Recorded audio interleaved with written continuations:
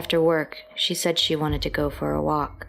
She said she was angry and confused and needed to get away from everyone for a little bit. Everyone except me, because I was always so nice and understanding. So I said, okay, and I led her away from the office, down the road, past the small apartment complex and the elementary school to the stream behind it all. No, not stream. That makes it sound like something beautiful and babbling, surrounded by trees and maybe nymphs or unicorns. It's more like a creek, the kind of man-built creek with concrete walls made to keep the city from flooding. But if you follow it far enough, and I make sure we do, nature starts to take over. The concrete cracks, turns to rocks and gravel. The incline to the water decreases. Eventually, it's a tiny trickle of water surrounded by dirt and grass. When I was a kid and I lived in that apartment complex and went to that school, I used to come down here. I'd squat in the mud and catch the tadpoles and crawdads, the only thing strong enough to live here. At first, I brought a bucket and a net, but eventually I learned to catch them with my bare hands. They weren't fast, just hardy. I pulled the legs off the crawdads. I used to catch tadpoles down here too. Tadpoles and crawdaddies. I pulled the legs off the crawdads. The tadpoles I held in my hand, sometimes in a tiny pool of water, but usually not, until they squirmed, then a little longer until they stopped completely. Sometimes I pressed my thumb into my palm on top of them, popping them, like bubble wrap.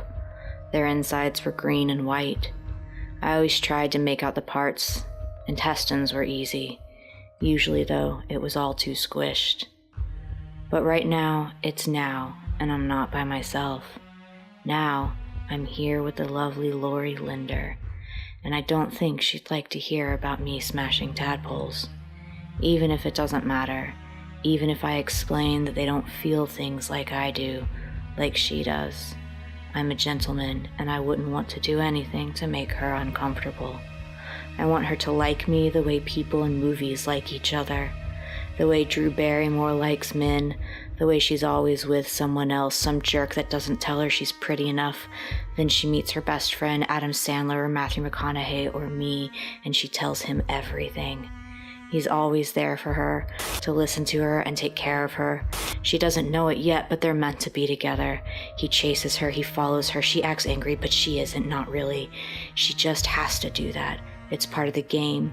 It's what women do, and by the end of the movie, they'll fall in love. They kiss.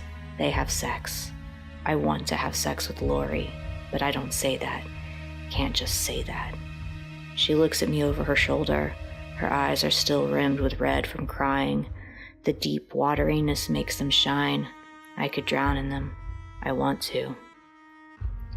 She's miles away, even though she's sad. Just a slight twitch of her mouth. It's a sign. She still has to act heartbroken. Even though she's known for a long time that Jared was a jerk, even though she knows she deserves someone better, someone like me, even though it's just the two of us, I know she has to do this because she's a good person and a good person would be hurt in this situation. Is that a goldfish? She asks. I nod. I don't know what it is. I don't even see it because I'm too busy watching the way her tongue moves across her teeth when she talks. She's so pretty, and the sun is setting, and the water looks all dark and red, and the sky is gold like her hair. She's a mermaid sitting on the bank, like the Lorelei in the poem, the one that combs her hair and sings and leads men to their deaths. Lorelei, Lori, lie. She's so pretty and pure. I just want to bang her, bang her, bang her against the rocks, and I don't care if I die at the end because she is everything. Lorelei, Lori lies. Does she? I wonder. Would she lie to me? For me? If we did it, would she be my girlfriend like on TV? Or would she lie like the ones on police shows and say I did something bad to her? Say I hurt her, but I don't want to hurt her. I mean, I do want to hurt her, but only so she knows she's mine and she'll like it. They always like it in the ends. She turns back to the fish. Her hair slips over her shoulder, the ends of it grazing the smooth, glassy surface. I move closer, and when I'm almost there, I could reach my arm out and touch her. She turns, facing me, and crosses her arms, blocks me out, sets her face, squares her shoulders. I know this part. This is how it always goes. I hate this part. The no. She doesn't know I know, so I have to sit down and go along with it. I cross my legs so my knee touches her shin. She doesn't move away. This is okay. This is good. Today, I was in the hall.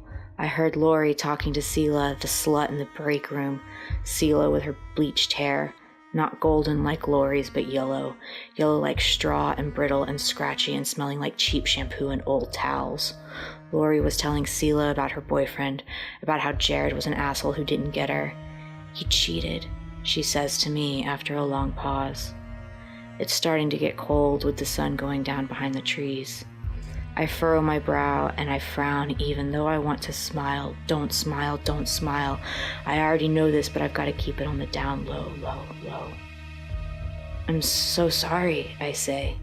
You deserve better, I say. Like me, but I don't say that. I smile and I shrug, spreading my hands out and my fingers. A good gesture. Harmless. I show her I'm not holding anything. How I'm safe, how I won't hurt her until she wants me to, until she'll like it, and I talk to her slow and even, the way my dad did when he led the pigs into the stockade. It's okay. I don't bite. Lie. Maybe not. Not yet, I don't bite. Past tense, I don't bite. I will bite. Future tense, I want to taste her. I know, she says, loosening her stance. I'm sorry. I sit next to her, close enough to feel the tiny hairs on her arm brush against mine, but then she leans away. She leans on her other hand and tries to pretend it's so she can look into the creek, but I know what she's doing. Hard to get. The rules. She's not allowed to tell me she's interested. She has to do this or be like Seela the slut. She'd have to learn how to put on blue eyeshadow and paint those dark points at the outer corner of her eyes, wear red lipstick and nasty dresses. I know why she does it, and I don't mind. I know it's because she loves me. She wouldn't put on those clothes if she didn't. I told her I liked that shirt. White undershirt with a tiny bow, perfectly centered. Gauzy overshirt with little flowers, and I can see the color of her skin through the arms. And the blue skirt that flips and sometimes catches in the wind, so I get just a flash of the cotton fabric of her panties. She knows I like the outfit. I told her so. I put my hand over hers and she goes still. Even her breathing pauses. She tries to pull away and I don't even get mad because I know she has to do it. I lace my fingers into hers and hold tight. Caleb, don't. Now it's time for her to shut up, so I kiss her. I crush my lips against hers and she tries to move back, but I don't let her because I know she wants this and I have two hands and one of them is finding a rock. She makes a sound and it is beautiful, and now for sure she wants the same thing I do because she's holding my hand just as tight, and even though she's trying to pull back, it doesn't mean anything because they all do that. All of them except Seela the slut and other girls like her with her too tight clothes and painted nails. She tries to get her feet underneath her, but she's a mermaid flopping in the mud, slipping and sliding hot and sticky and warm against me. Her heart beats and I feel through her chest and shirt and my chest, and my heart skips to match hers, and we are meant to be together. I will not be an asshole like her boyfriend. I will treat her right. I will keep her just like this, beautiful and lovely and young forever. I feel her skull crack as I bring the rock against the side of her head. She stops trying to get away and lays down, presenting herself for me. Red ribbons in her hair, red like Seela's lipstick, red like Seela's nails. I run my hand through her hair, my touch trailing the color, smear it on her lips, kiss her again hard, and I can taste the blood, bringing her into me. No one will ever treat her this well. I am very nice.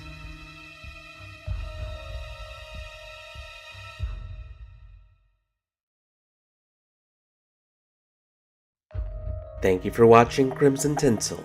Thanks especially to our patron on Patreon, Kirsty Lawrence. Please subscribe to our YouTube or Facebook channel, and if you can, support us on Patreon. We hope to continue making videos every month on the 13th of the month, so stay tuned for more.